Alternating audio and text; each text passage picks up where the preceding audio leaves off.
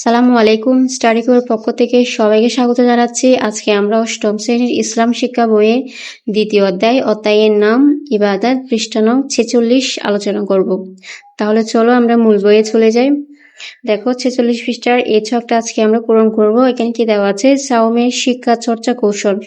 সাওমের শিক্ষা তাৎপর্য তোমার বাস্তব জীবনে দৈনন্দিন কাজে কিভাবে অনুশীলন চর্চা করবে তার একটি কর্মপরিকল্পনা প্রণয়ন করো। উল্লেখিত কর্মপরিকল্পনা তৈরির ক্ষেত্রে তুমি তোমার মা-বাবা ও অভিভাবক, ধর্মীয় জ্ঞানসম্পন্ন ব্যক্তির সহায়তা নিতে পারো। এখানে আমাদের 4টা কলাম দেওয়া আছে। 1 নম্বরে আমাদের লিখতে হবে সাওমের শিক্ষা, এরপর লিখতে হবে যেভাবে চর্চা করব, এরপরে চর্চা করা হয়েছে, এরপরে হচ্ছে মন্তব্য, অভিভাবকের মন্তব্যটা লিখতে হবে।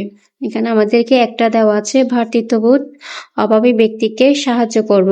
এরপরে চলো আমি লিখতেছি নিচে 2 নম্বরে ধৈর্য ধারণ, বিপদে আল্লাহকে স্মরণ করব এবং ধৈর্য ধারণ করব।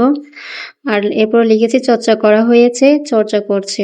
এরপরে দানশীলতা, ক্ষুধার্ত, গরিব, দুঃখীকে সামর্থ্য অনুযায়ী দান করব।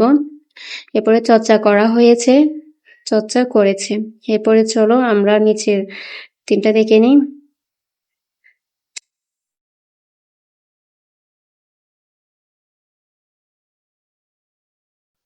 এরপরে দেখো 3 নম্বরে লিখেছি তাকওয়া অর্জন, খারাপ কাজ থেকে দূরে থাকব। চর্চা করা হয়েছে, এরপর লিখব চর্চা করেছে। এরপর লিখছি সুন্দর আচরণ, সকলের সাথে সুন্দর আচরণ করব। এরপর লিখেছি চর্চা করা হয়েছে, চর্চা করছে। এরপরে শেষে লিখতেছি দেখো সহানুভূতি প্রকাশ করা, মানুষের খারাপ সময়ে সহানুভূতিশীল হব। চর্চা করা হয়েছে, চর্চা করছে।